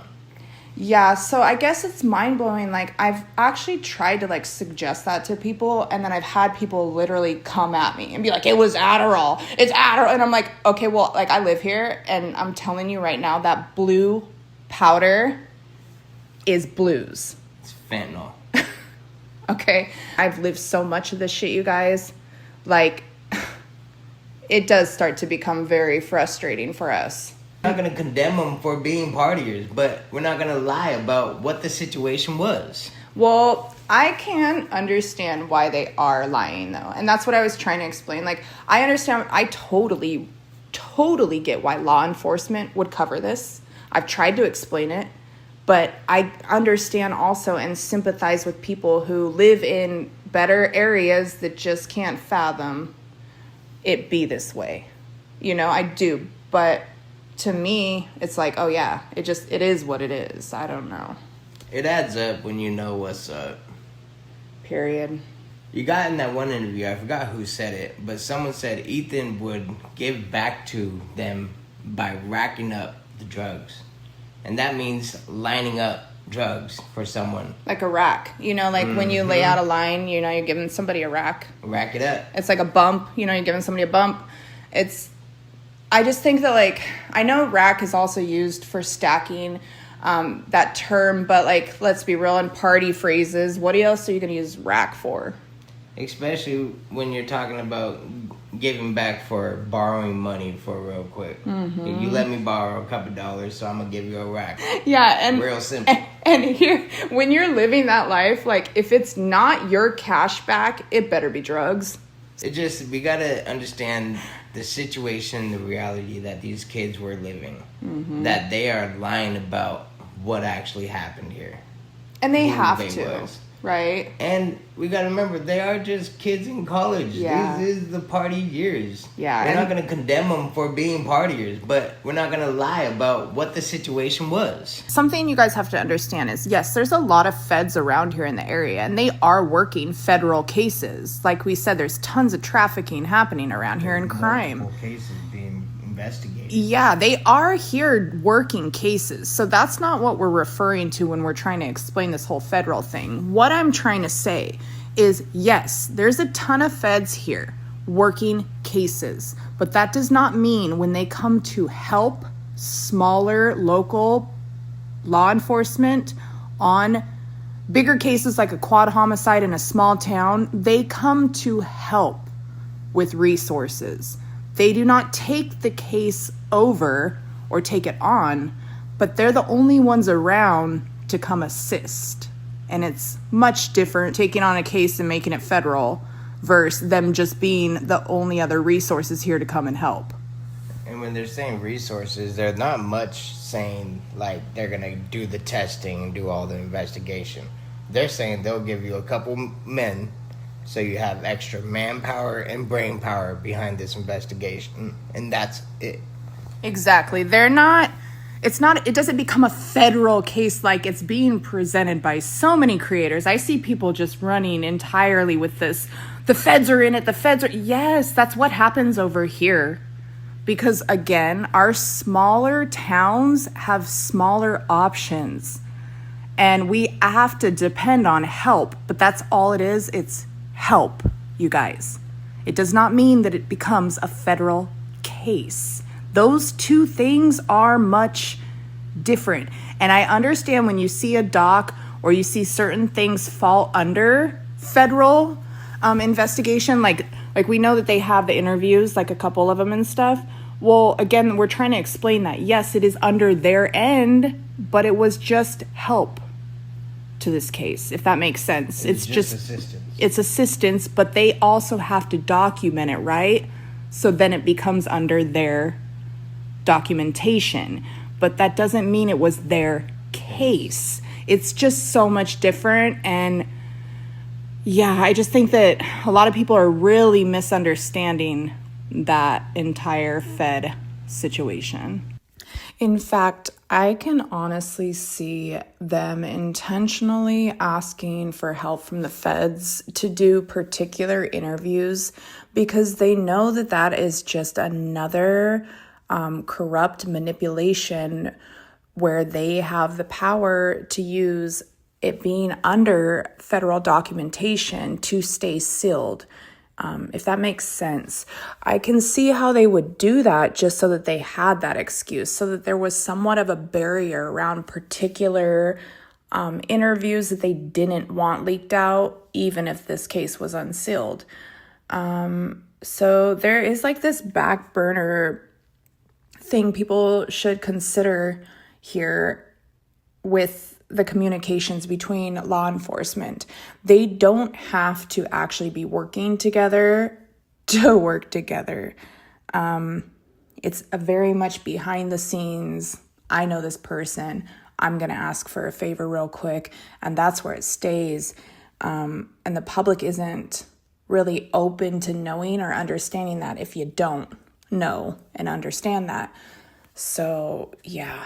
We have to remember that when the small department is in control of this, That's exactly what they want to stay in control of this. So the less people involved with this, the more they can actually control what's going on with this, the investigation behind it, who's being investigated and charged. They have the ability to follow through with it if they don't let people come in and take over the case. So even if they needed the help, they wouldn't accept it because it would hinder their process of how they wanted to handle things. Exactly. Another thing too is, so how can I break this down? I think as like a lot of people can recognize, the world is much smaller than we ever want to even fathom. And that goes for people and connections also, right? Well, just because someone is a federal officer does not mean they didn't know people like Bill Thompson, you know, like Fry. They didn't have personal family ties, relationships, back burner things where it's a simple, hey, buddy, I got this case over here I need a little bit of under the table help with. And we know Fry has connections to Quantico, so he does have a federal connection. Yeah, so like what we're trying to say is everyone thinks that the law is so abiding and that things are very black and white and document and this and, you know, the protocols are taken, and no. I don't know how to explain that. It's very fluctuating. They work together. Like, it's as simple as making a fucking phone call. You're in your office and, you know what? I got a question. How can we do this? They call down to somebody special, get a little advice, and that's how it goes through. And we forget that all the time. Everybody's sitting here looking at every little doc and every little thing and being like, well, what the heck? Da-da-da-da. This is wrong. And it's wrong because it's intended to be wrong. Exactly that. They intentionally find favors out of people in higher places that have power, right? And like I said, that could be as simple as my best friend I went to high school with, he's a Fed agent. Let me call him really quick. And people forget that. It's really easy to do. So I see a lot of that in this case. And no, there's no proof, but that's the kicker, right? That's why they do that. Like, let me go in my office real quick. There's no proof of this. There's no traces. So when you're so confused looking at a lot of this case, it's because a lot of this was done, you guys, undocumented. And that was intentionally to create confusion as you're looking at these documents. It's intended this way. I think at the most they got out of that Fed situation, they got the manpower and actual resources. Yeah, they got help. And again, like I said, remember, these are like rural towns. Very small law enforcement, and they reach out to each other. That's why you do see Idaho, Moscow reach over to Walla Walla. It's because that's probably one of the only other bigger departments. Washington, you guys, is not cities. We have like Seattle, that's like a big city. Spokane's a little bigger. For the most part, though, it's not like what you guys think out here. So, I don't know.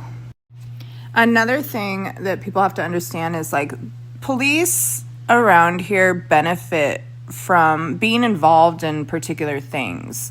The bigger the case, the bigger the pay. Exactly. The more funding that you have coming to your, your precinct, your jurisdiction area.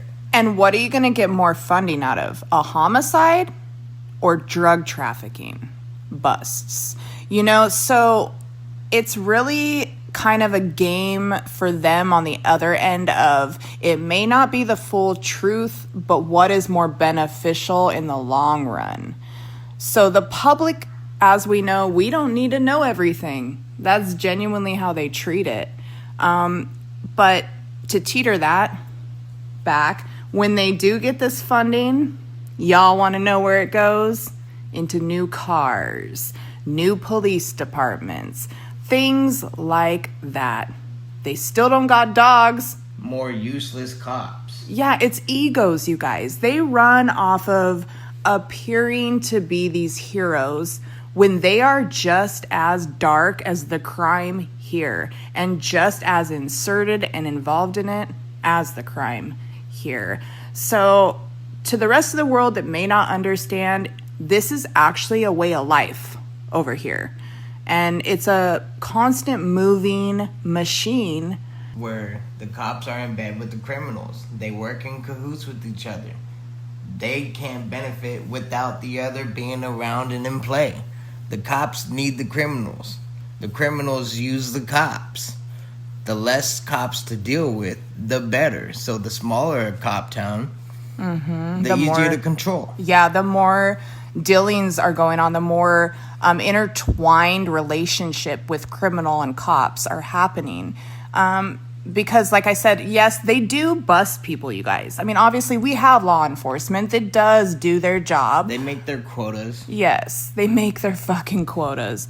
But realistically, everything is of ego here. You know, they get in this position and they look at it more as that's not as important to me. And I'm not talking to the public, but to them personally. Like, this case isn't as important to me. Fuck it. Beneficial. But this one, though, I've been wanting that guy for quite a long fucking time, so... This can help me get a promotion in my career. There you go. All of the above.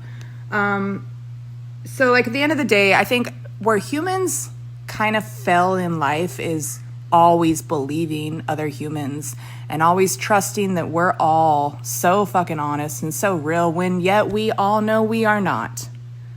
Right? Humans work for their own benefit. Even the cops. Yeah. So at the end of the day, that's kind of just like the gist of it. And we can either accept it or keep acting delusional and confused to it.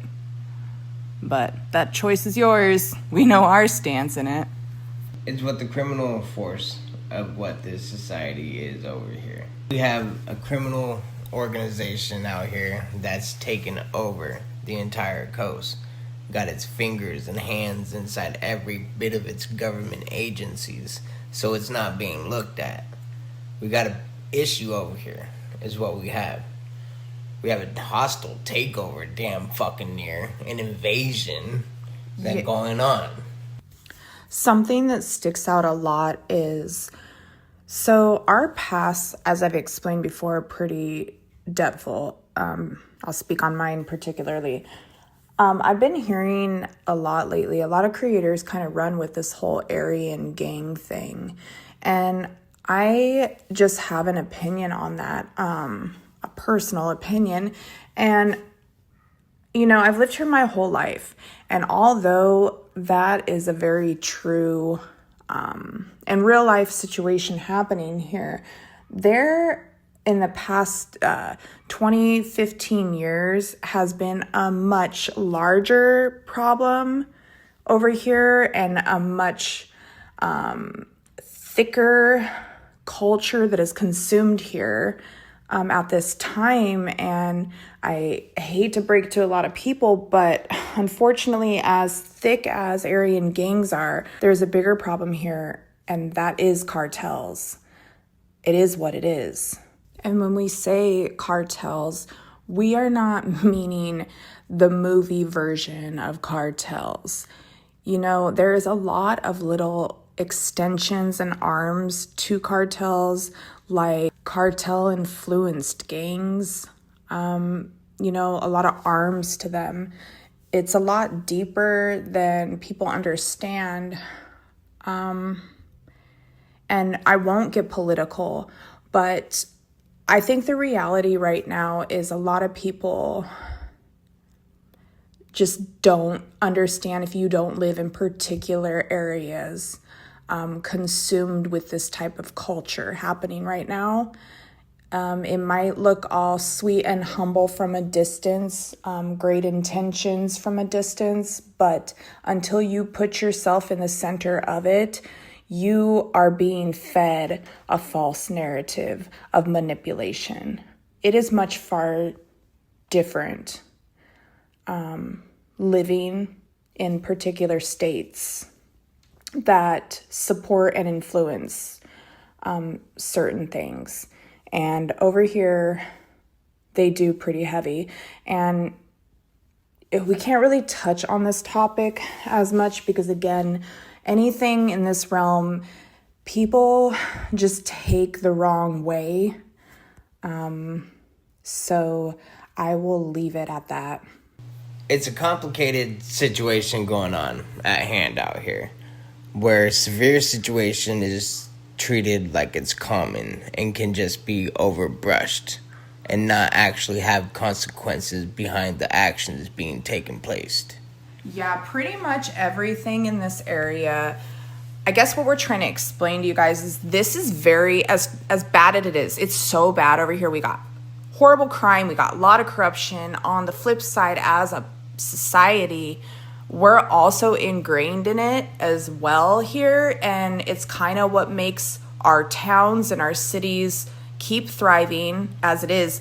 We're not really, how can I explain this? There's other parties that have consumed our region and consumed it with crime Ridden energy. And it has given no other choice to law enforcement and people around here to battle it versus become involved in it, if that makes sense. Again, we're having a hard time relaying this message. We've tried to record this a couple times now. The problem is we can't truly explain this to you guys. It's just something, if you know, you know. And when you grow up in these areas, you know. And as much as it sounds like a movie, it is over It's here. life. It is life, and it's what keeps our side of the fence thriving as bad as it is. Like, that's what I mean. It's just really too hard to explain. It's really like we stay saying, it's the Wild West out here. Truly. It's a different culture. It's a different society out here. Completely.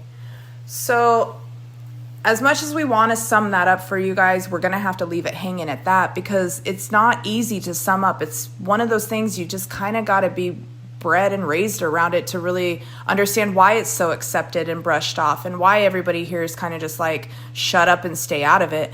Remember, this is our territory, and the way that we choose to do things over here is our decision. And that's exactly how these higher powers over here look at it. So when we have people across country trying to call out Idaho, Washington on some shit, they don't care. And that's why we kind of have came to a conclusion with this case, where it's really hard for us, as invested as we are, and we will always be. We also know exactly where this could possibly end up, along with the many others that happen here day to day that none of you guys hear about. So this is just one that made headlines. And yeah, and it's hard to explain like in words, because in situations like this, there is no back tracing, there's no proof, there's no way to like supply receipts per se, how the true crime community expects and wants to see. So all we can do is verbalize what we live and see here, and that is really how things are here. It's a very corrupt situation where a majority of law enforcement does things for their own benefit. They want to control these areas here, these towns and these cities, and so they make decisions that are best fit for them. Again, like we said earlier, the public doesn't really need to know, right? They view it almost like what's better for the public is them not knowing, while they continue doing their dirty little back burner ties. Tricks. Yeah, their tricks and their ties. It's bad. You have to understand the severity of the situation that we're addressing. We hope that there's an outcome better than this. We do. But even though we get dished out new documents here and all this crap constantly that makes us have this hope and this faith that this case is going to turn around, this and that, it's like on the back end of it, we also recognize how much things kind of just are what they are. And to flip it for a loop, you understand that this case, even if Brian Kohberger gets let out and we find out it's not him, it probably still will never get solved, you guys. This was very meticulously built this way to leave this case forever a cold case. This was a purposely mishandled case, so where it will never be investigated properly, because you can't investigate it because it was mishandled so horrendously. Yeah, and that's by purpose, you know? Intent.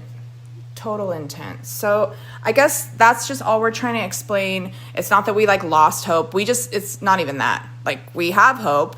We're always going to have hope. It's just we also know what it is, understand how influenced and supported cartels actually are over here.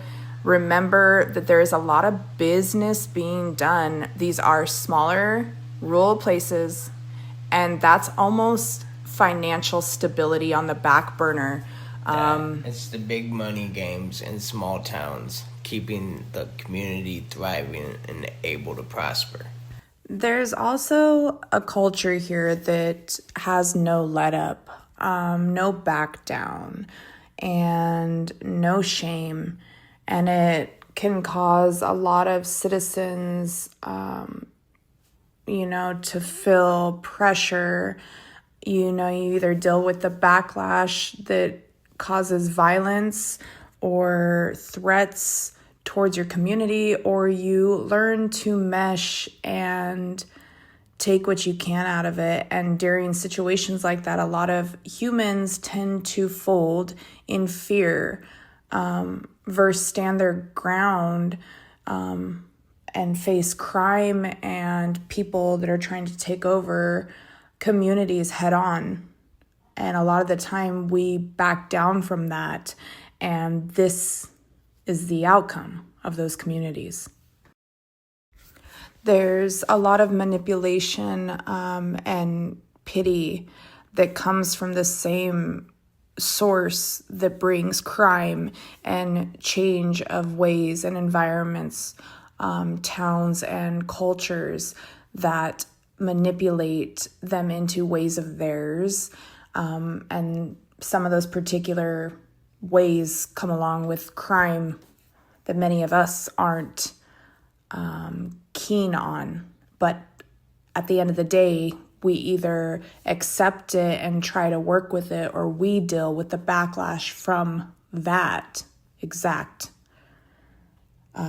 product in power now, unfortunately. It's just kind of how it is. Like I said, it's hard to explain this to people, as this topic is such a sensitive topic that many misconstrue and take completely wrong.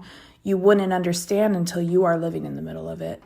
And if you're on drugs and lit all the time and not giving a fuck and living a demonic way of life, the wrong way of life, then yeah, it probably doesn't bug you as bad. On the flip side, if you're a good person who doesn't want to live this way, it's very affecting. And that's kind of what we're trying to get at here. There's a lot of influence over here in the Pacific Northwest happening.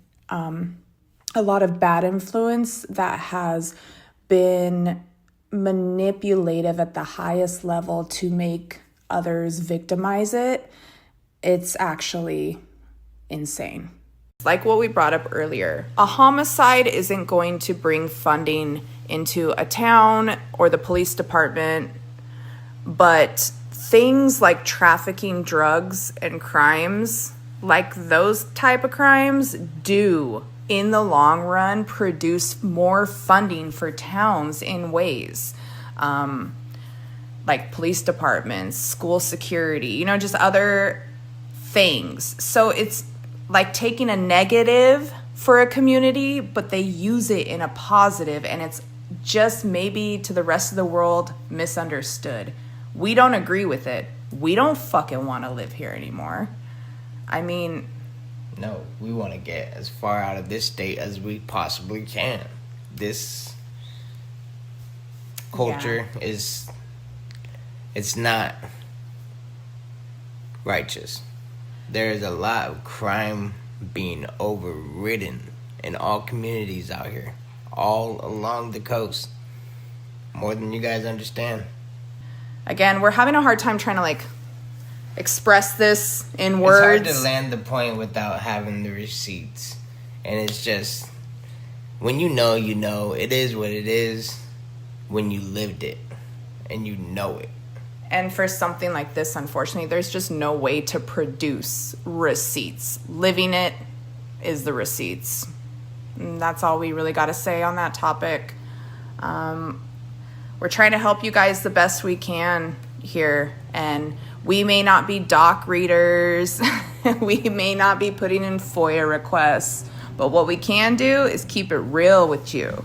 And so that's what we're doing. When we're speaking about like cartels and crime in that nature, helping generate money for more rural locations, we actually mean that in every form. Remember, there is small business owners here. A majority of people are small business owners here.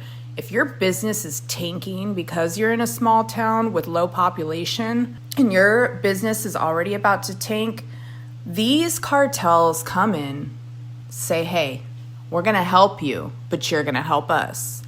And I won't go too deep into detail there, but if you know, you know. Everything in that realm that you know of is what happens in small towns. And that's what keeps, when we're referring to the cartels helping fund, we're not meaning it's a positive thing. We're just saying that is the dark reality of why it's so accepted over here on this side of the fence. A lot of people are supporting it for a selfish reason, not because it's better for our communities.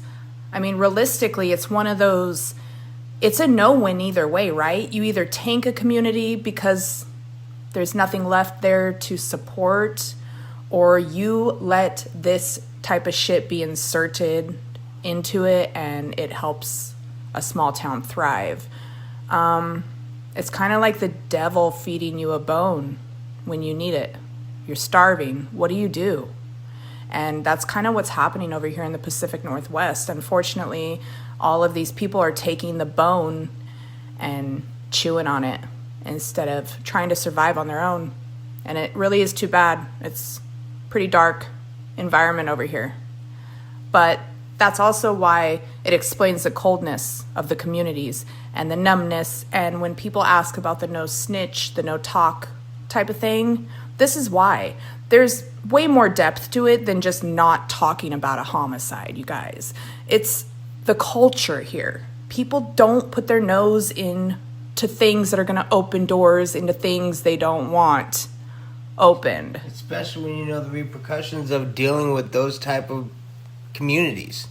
Yeah. You get horrendous behavior taking place.